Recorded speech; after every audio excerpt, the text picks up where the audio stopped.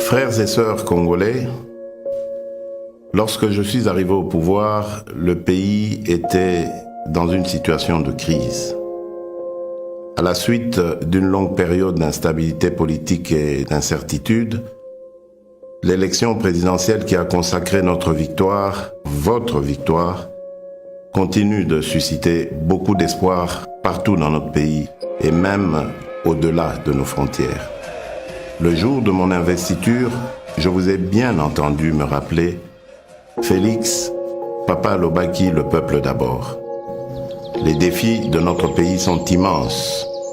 Les problèmes sont multiples, mais il n'est pas impossible d'y remédier et de commencer ainsi à changer les choses, à changer notre mode de vie en société. Pour engager le changement, dans le contexte politique particulier de la période après l'investiture, nous avons commencé à travailler avec les moyens à notre disposition.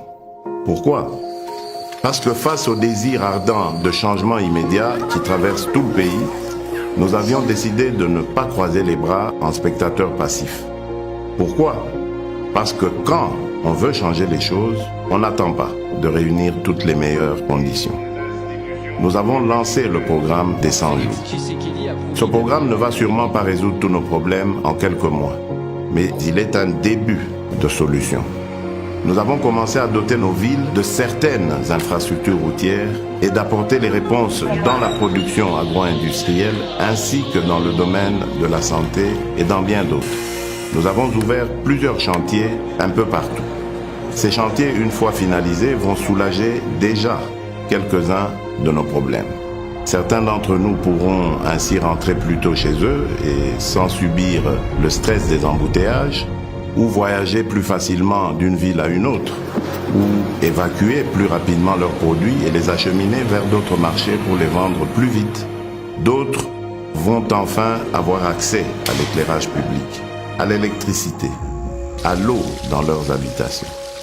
Le programme des 100 jours nous donne la preuve que par notre volonté, seuls nous pouvons trouver des solutions à nos propres problèmes et surtout apporter des changements positifs à notre cher pays. Le grand changement que nous attendons, le changement que vous souhaitez, ne sera possible que si chacun de nous tous, Congolaises et Congolais, adopte la même attitude responsable face aux problèmes et défis qui sont les siens, qui sont les nôtres. Le vrai changement commence par chacun et chacune d'entre nous. Nous devons changer et incarner le changement partout où nous sommes pour que le pays évolue. Aussi petit soit l'impact de l'action que vous pouvez prendre là où vous êtes, elle reste importante pour atteindre l'objectif, le changement. À ceux qui sont responsables de la gestion des affaires publiques, le premier signe visible du changement sera celui de votre comportement, de votre compétence dans la gestion de la mission qui vous est confiée par le peuple congolais. Nous sommes au service exclusif des Congolaises et des Congolais. Sachons désormais travailler pour le changement de notre pays. Mes chers compatriotes, chers frères et sœurs, je rêve d'un Congo meilleur. Nous avons le devoir de construire un Congo meilleur où tous les enfants, filles et garçons, ont droit à l'éducation, à la santé. Un Congo où aucun enfant ne dort dans la rue ni ne meurt de faim. Un Congo où toute personne orpheline, veuve, vulnérable ou vivant avec handicap est accompagnée par les institutions de l'État. Un Congo débarrassé de la haine et du tribalisme. Un Congo où nos femmes ne sont plus violées tous les jours.